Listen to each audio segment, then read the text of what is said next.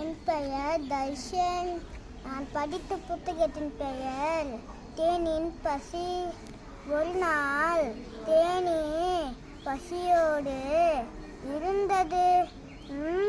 பசிக்குதே, தேன் எங்கே கிடைக்கும்? தேனிற்கு தெரியாதே. பூ எங்கே?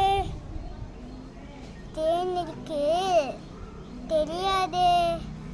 காற்று வீசியது, பூவாசம் பரவியது. பூ அங்கே. தேனி பூவை நோக்கி பறந்தது. பூ அருகில் வந்தது. தேன் குடித்தது. பசி தீர்ந்தது. தாவி தாவி பறந்தது. வெரி குட், சூப்பராக சொன்ன தர்ஷன். Thank you teacher.